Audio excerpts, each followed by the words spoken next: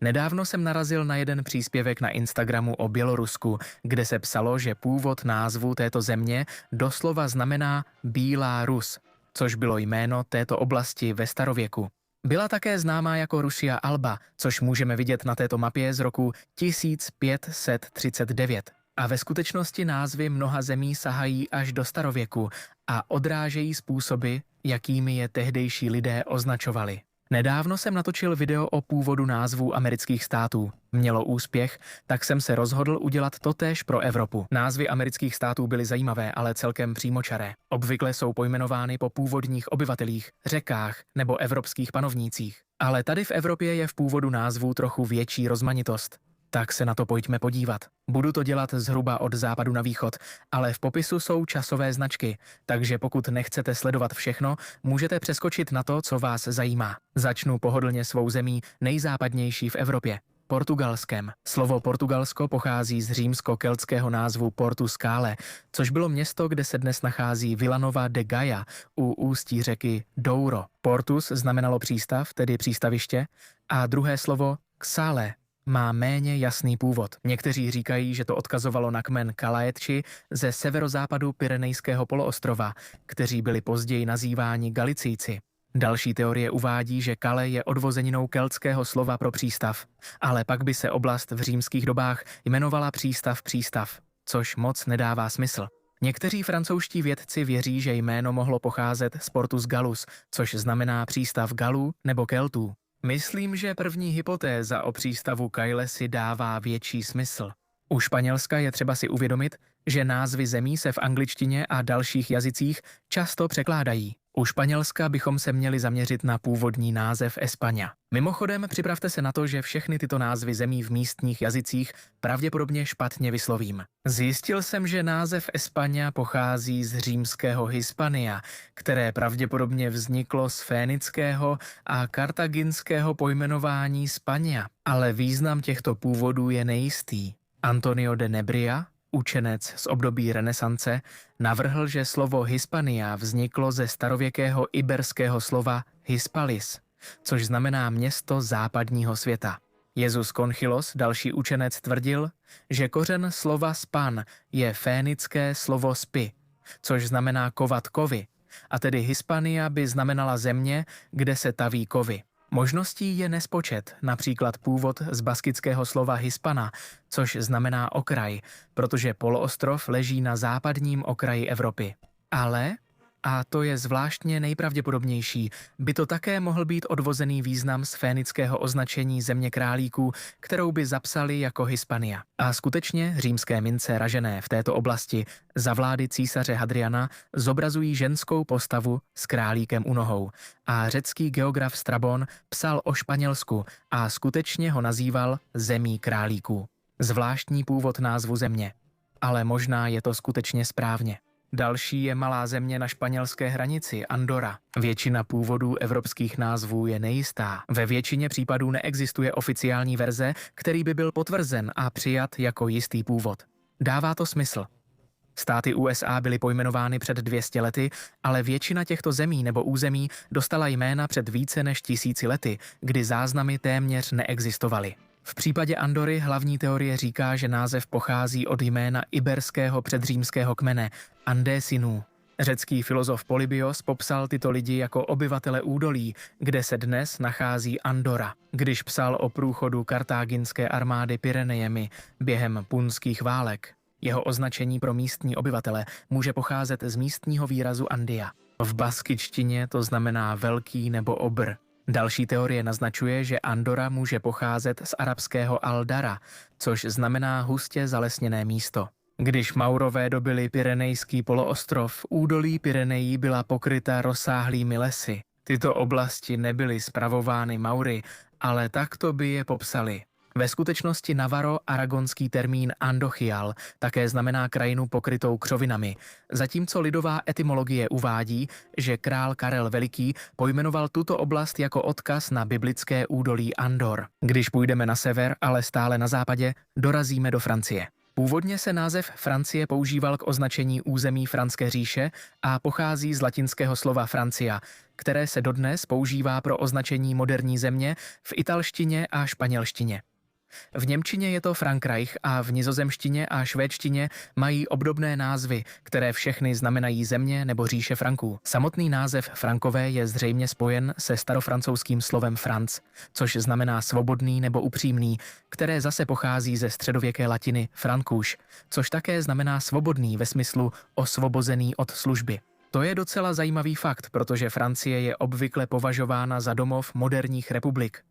Původní země svobodných se nakonec stala zemí svobody, což je jeden z ideálů francouzské revoluce. Monako se nachází uvnitř Francie.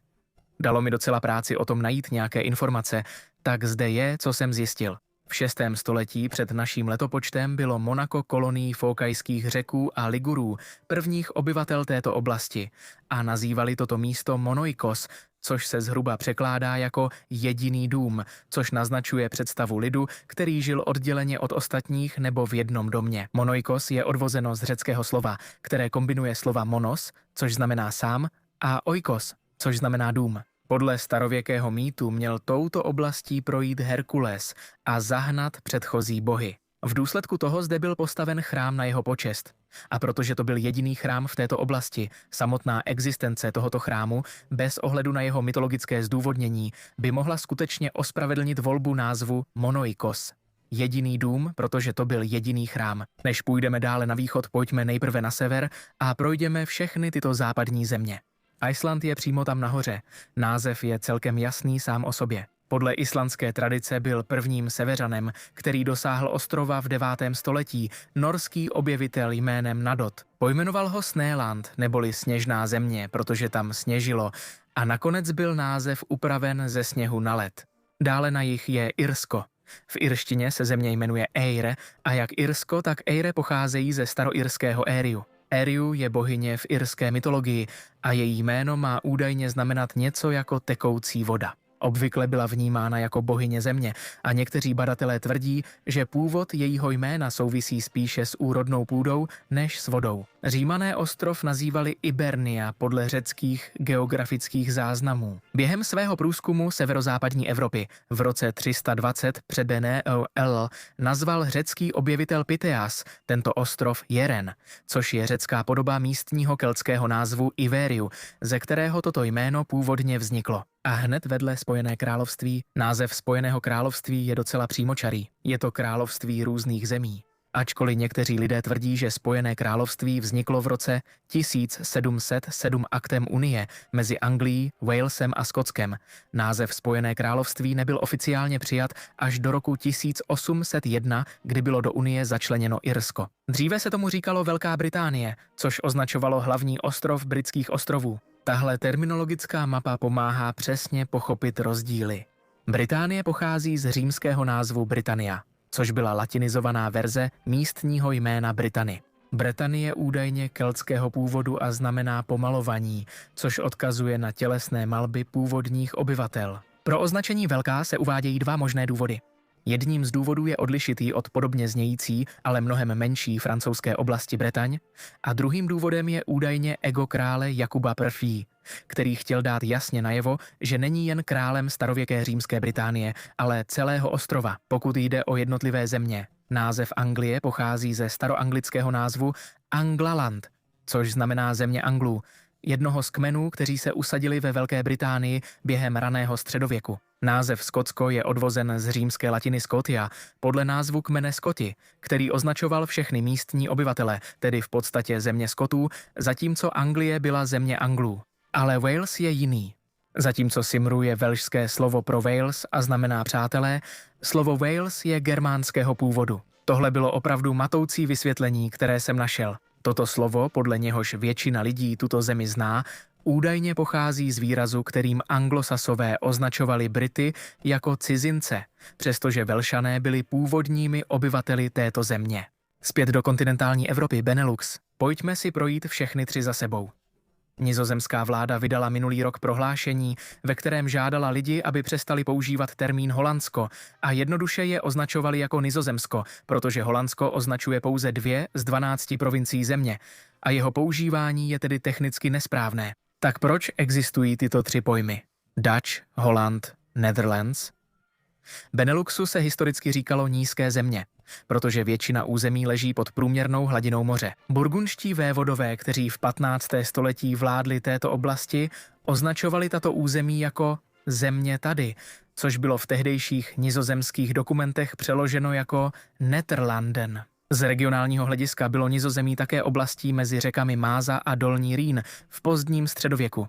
To, že mnoho lidí označuje tuto zemi jako Holandsko, souvisí s těmi 2 provinciemi, které jsem zmínil. V historii se Holandsko stalo hlavním ekonomickým a politickým hrabstvím Nizozemí, zejména při formování státu. A tak byl národ také takto označován. Bylo by to stejné, jako kdybychom Anglii říkali Londýn. Jeho původ pochází ze staroholandského výrazu Uitland, což znamená lesnatá krajina.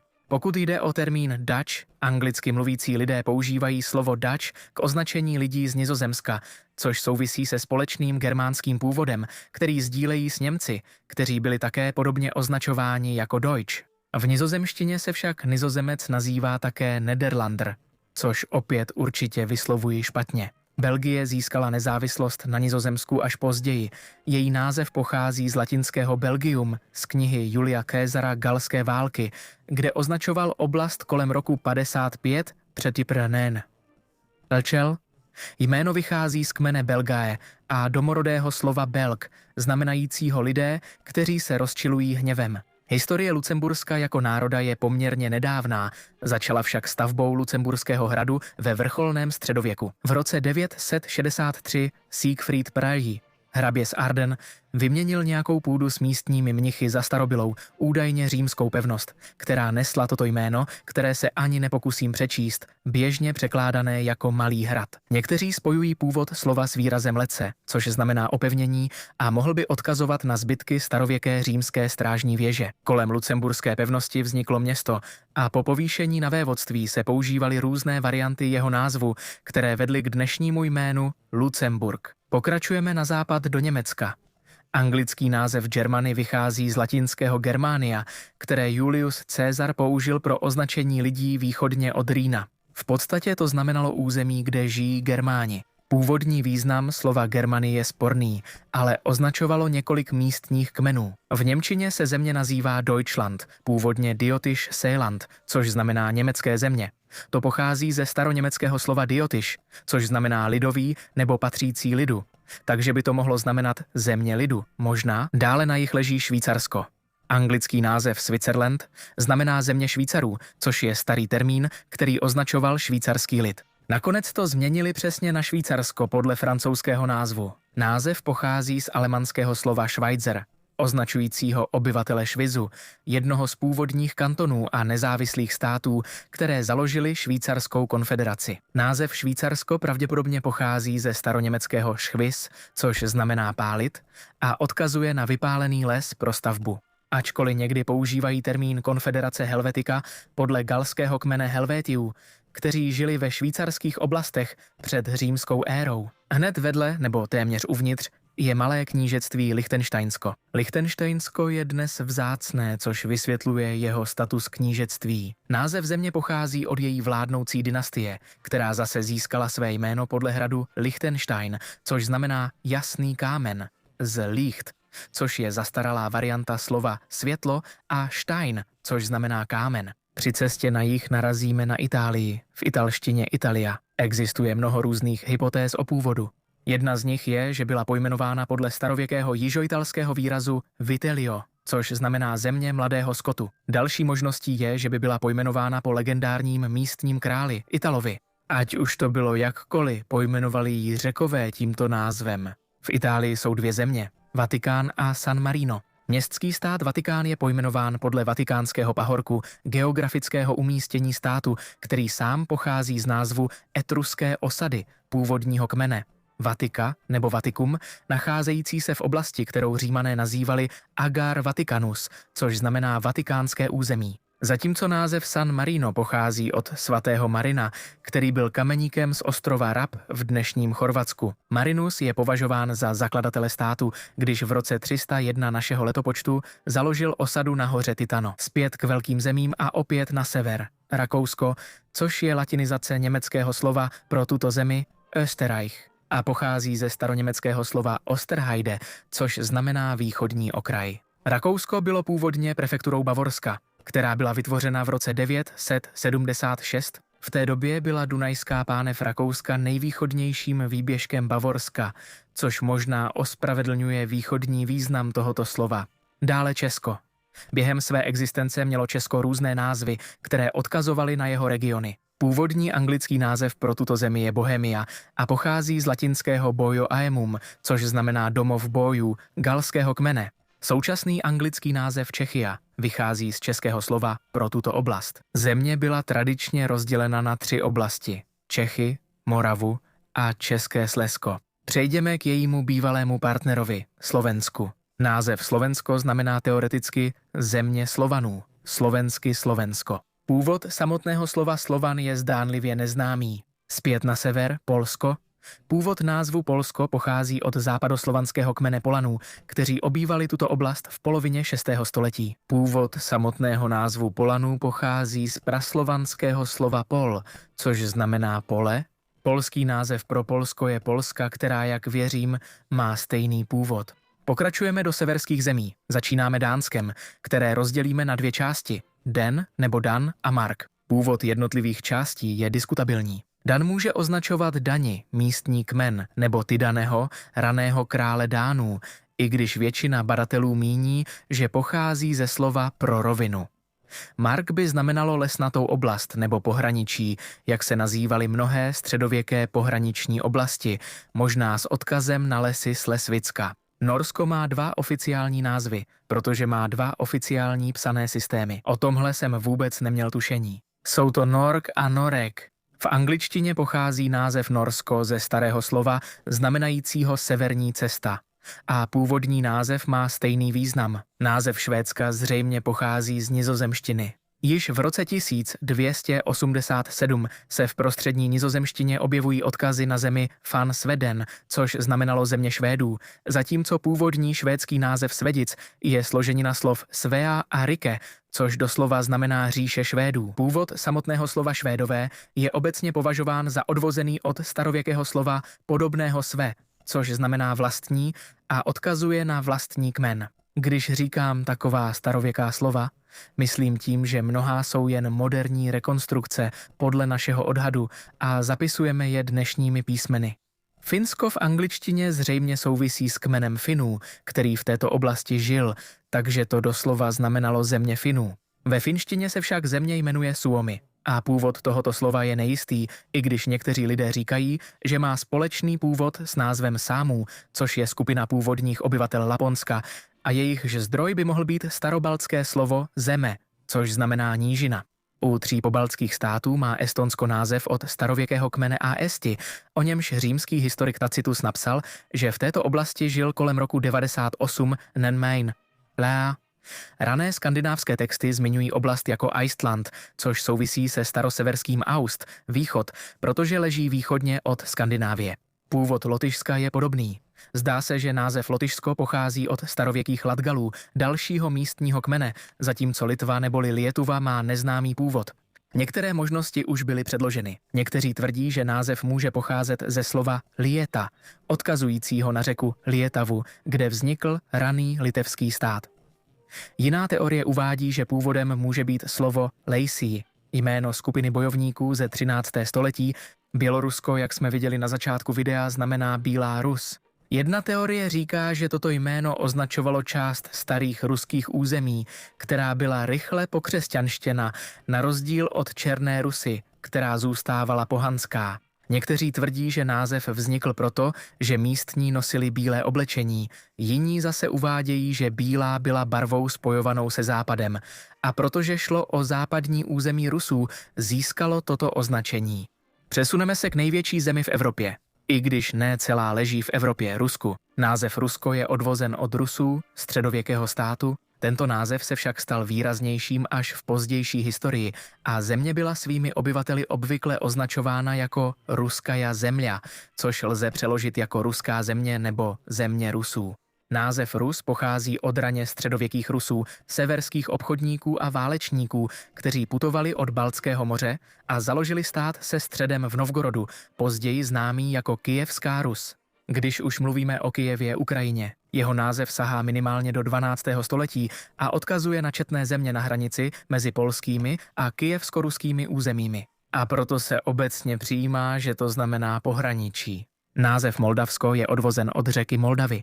Právě v údolí této řeky bylo v roce 1359 založeno původní knížectví Moldavsko. Podle legendy pojmenoval kníže Dragoš řeku po svém loveckém psu Moltovi, který se po lovu ztratil v řece. Pokud jde ale o skutečný jazykový význam, je zřejmě odvozeno ze slovanského slova molt, což znamená smrk, a ov, což znamená vlastnictví.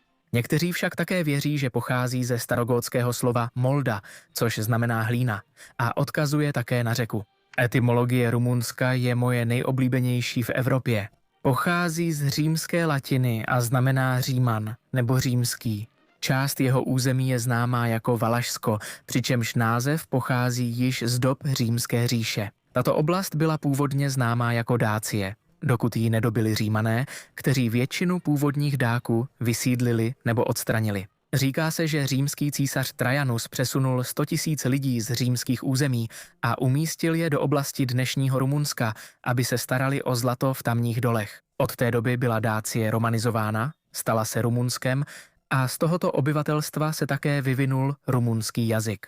Pokud jde o Maďarsko, říká se, že stáří v názvu je způsobeno historickými souvislostmi s Huny, kteří se v Maďarsku usadili před Avary, dalším národem této oblasti. Zbytek slova pochází z latinizované podoby ongroj, což je řecký název převzatý ze starobulharského agrinu, který byl zase převzat z turkického onogur. Je zajímavé sledovat, jak se názvy zemí vyvíjejí mezi jazyky, vznikají z původního označení a postupně se dostávají až k dnešní podobě nebo překladu. Onogur bylo společné označení pro kmeny, které se později připojily k bulharské kmenové konfederaci, jež po Avarech ovládala východní části Maďarska.